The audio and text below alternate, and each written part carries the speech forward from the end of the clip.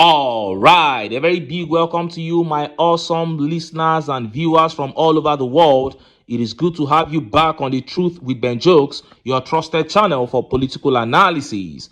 Governor Fintri awards 369 million naira government house gate contract to firm linked to daughter amid water scarcity. The Adamawa State Commissioner for Information and Strategy, Ilya James, confirmed that Governor Amadu Umaru Fintiri's administration approved 369 million naira for the remodeling and automation of the main gate at the government house in Yola. This comes as residents of the state capital continue to struggle for clean water and other necessities. Now, Governor Fintiri of Adamawa State is actually a PDP governor, but he is working for the APC now. He is one of those PDP governors that are working for the APC, just waiting to decamp like the Akwa Ibom State governor was doing, like the Bayelsa State governor and the Enugu State governor was doing. Now, I believe that he or Fubara is going to decamp to the APC next. Look at what he has done.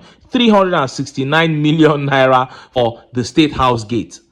And this is why they are decamping to the APC. Because Tinubu, tripled their allocations and they are allowed to do whatever they want with it. They will just spend like maybe 10 million naira, even far less on that gate, and they will embezzle the rest. The firm that he awarded the contract to is linked to his daughter. It belongs to his daughter.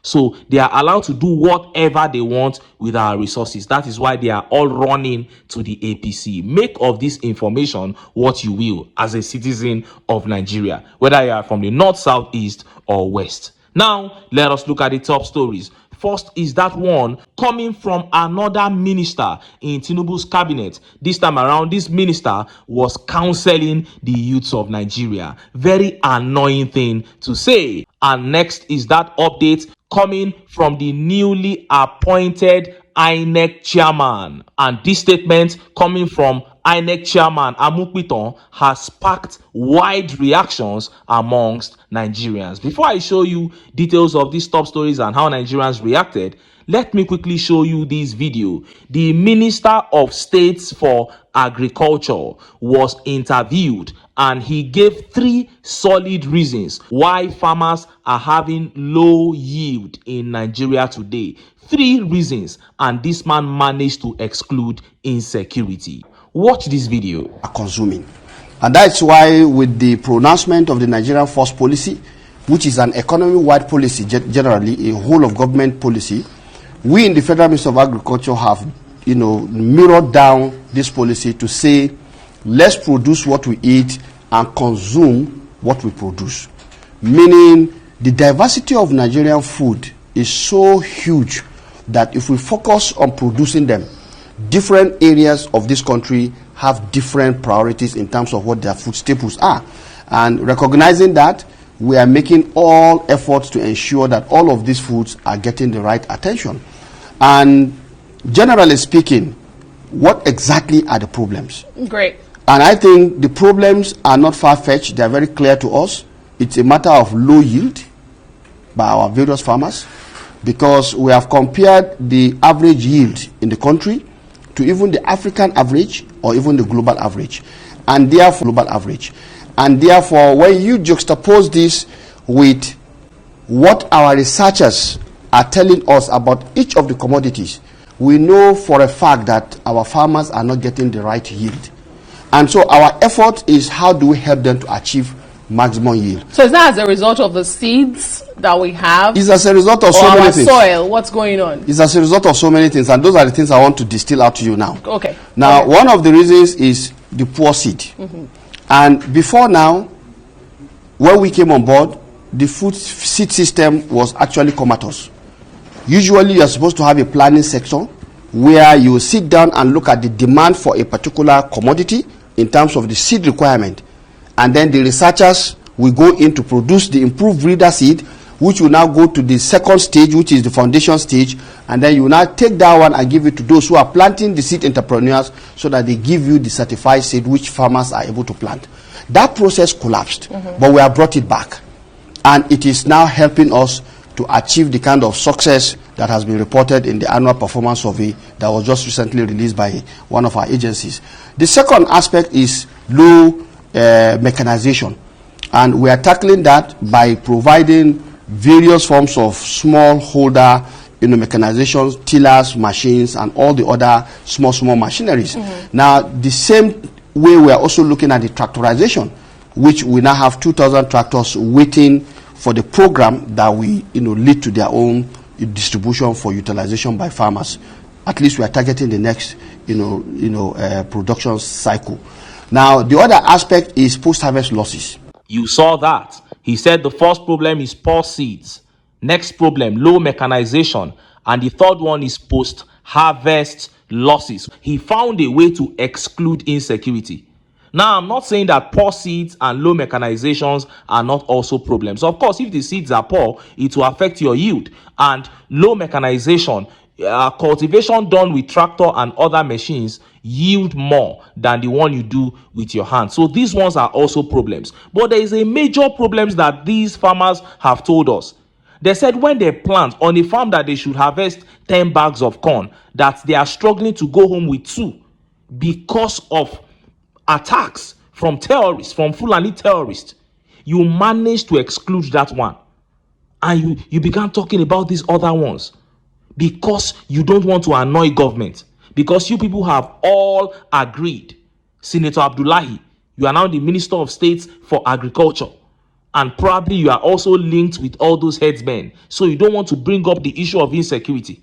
Farmers have been crying foul. He talked about the 2,000 tractors that government said they brought for farmers. What was the response of major farmers across Nigeria when government announced the 2,000 tractors? They said, listen, going to farm is not the issue. Cultivating is not the issue. If you bring these tractors now and we cultivate, Fulani terrorists will still come and take over the farms. That is the issue. But the APC pushes all that aside, and they make us look as if we are stupid. It's because their hands are not clean. How can a whole Minister of State for Agriculture, Senator Abdullahi, come on air to talk about the reason for poor yields, and he managed to exclude insecurity? It means clearly that the government does not have the political will. They don't have the desire to combat this insecurity. And this is what I keep saying. Until we get the APC out of power, we will never see the back of insecurity in Nigeria. Now, let us look at the top stories. First is that one coming from another minister. In his mind, he was trying to encourage the Nigerian youths, but his recommendations for the Nigerian youths were nothing but disgraceful. And next is that one coming from the newly appointed INEC chairman, Amukpiton, a statement that has sparked wide and wild reactions amongst Nigerians. Let's start by taking that update from this minister. Look at how the papers reported it. Minister advises youths against irregular migration. The Minister of Youth Development, Ayodele Olawande, has advised young Nigerians to shun irregular migration and explore the numerous opportunities available within the country. Sadly, a growing number of our young people are driven into irregular migration due to conflict, economic hardship, unemployment, and insecurity, while undertaking deadly journeys across deserts and seas, he said. Mr. Olawande reaffirmed the federal government's commitment to tackling the challenge through youth-focused empowerment initiatives. He listed ongoing interventions such as vocational training and waste-to-wealth programs, the relaunch of the National Youth Investment Fund with a 110 billion capital base, agricultural innovation, training. Other initiatives include the construction of youth development centers across the country, youth house projects in 774 local government areas, and a 30% affirmative action policy for youth inclusion in governance, among others. The minister also called on families, traditional and religious leaders, communities, and private sectors to play active roles in shaping the future of young Nigerians and addressing the root causes of irregular migration. Minister, can you please respect yourself? It is okay for you to say that people should not migrate irregularly because of the risks involved. But please stop telling us that the government has made some programs available to help youths in Nigeria. Because everything you listed here are lies, and it's a disgrace. Saying that they want to build centers for youths across the 774 local governments. When you build those centers, we will now go and sit inside them and do what? You are building viewing centers where we can watch football or what? What have you made available to the youths? Even the ones that are young people struggle to forge out for themselves. You are already taxing the hell out of them. You are about to increase the taxes in January. Electricity you cannot provide. Security you cannot provide. What is it that you have done for youths that you are coming to say they should explore the opportunities within Nigeria? Please stop it. Please.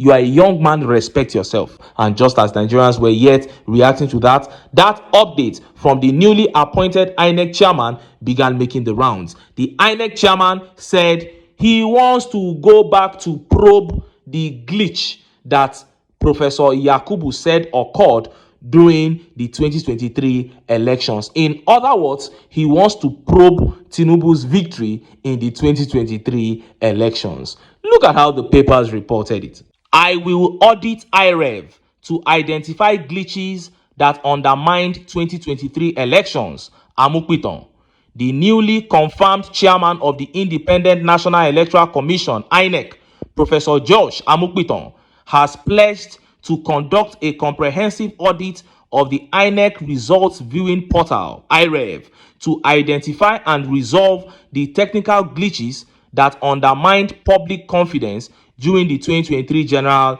elections. Speaking during his screening before the Senate on Thursday, Amukpiton said the review would help restore credibility to the country's electoral process and strengthen the deployment of election technology ahead of future polls. He noted that the IREV and the bimodal voter accreditation system (BVAS) were introduced to enhance transparency and integrity in elections in line with global best practices. I believe what happened in 2023 was subsumed as a glitch, Amukpiton said. Before the election, my understanding based on a review of Supreme Court decisions was that there was no clarity as to the purpose of IREV. He explained that the Supreme Court later clarified that the IREV portal was not designed as an electronic collation system but as a verification tool to ensure consistency between manually collated results and those transmitted electronically. Yes, you are right. That was what the IREV was created for. It was not to sum up the results of election. It was to take pictures. That's why they call it a viewing portal. After elections are conducted at the polling unit level and the Form EC8 is concluded, they announce the results. All the party agents collect their copies. The person in charge will now snap that result and send it to the IREV, so that when that same form gets to the collation center in the state, the returning officers will not go and change it, because that was what they were doing. That was what Wike did. They will carry biro and cancel the entire result that you brought from polling units. They will write their own. In some cases, they already have other results that they will replace what you have brought with. And this is what IREV was created to solve. So when you snap this picture and you send it against your polling unit, it will go and register under your ward, and all the polling units under your ward will have their own results sent there, and all the wards will be there for each local government. So you can easily go to the IREV and check each polling unit result for each wards. So on your own, you can use your biro to collate the results, but IREV will not collate the result. It will just show you that this was what they got in so and so polling units today. By the time they do that, anyone that you bring from collation center must be consistent with what is on IREV before they will accept it. Once there is a difference, the transferred one takes precedence over the one that you brought. So, INEC chairman, nobody is saying you should go and review what happened in 2023. What happened in 2023 has happened. Let it go. Don't go and review it for us. Give us transfer of election results from polling unit to the IRF in 2027. This is what Nigerians are asking. Nigerians are not fools.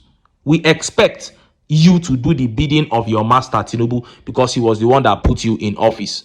But because you have started talking as if you are a serious person, we will also follow you that way. But we will follow you with wisdom. We will show you that we are not fools. Nobody is interested in you going to review what happened in 2023. We all know what happened in 2023. What we are saying is that electronic transfer of results from polling unit to the IREF should be signed into law. We don't want a situation whereby an INEC chairman will come and say, well, it was just at the discretion of INEC. INEC could still decide not to use the IREF, because that was what the Mahmoud Yakubu were saying. INEC could decide, or INEC can decide not to use the IREF. On election day, you would decide not to use the IREF on election day after you had gone around the whole world telling anybody who cared to listen that you were going to use IREF. So that was the fraud that took place in 2023. Now, Professor Amupiton, the new INEC chairman, is saying he wants to probe what happened. He wants to revise what happened. No, we are not interested in that. And because even if you see that it was a glitch, you cannot tell Tinubu to leave office. You cannot probe Tinubu's election.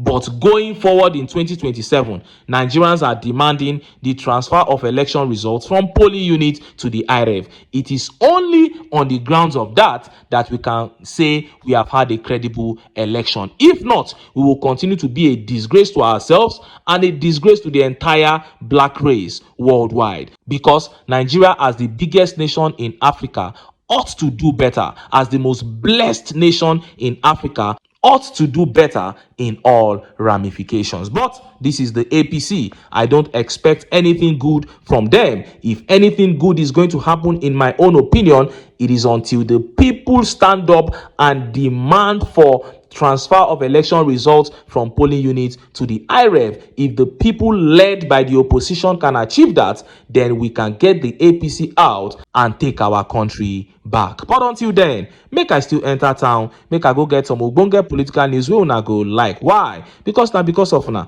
I dey here. So don't go away. Don't go away.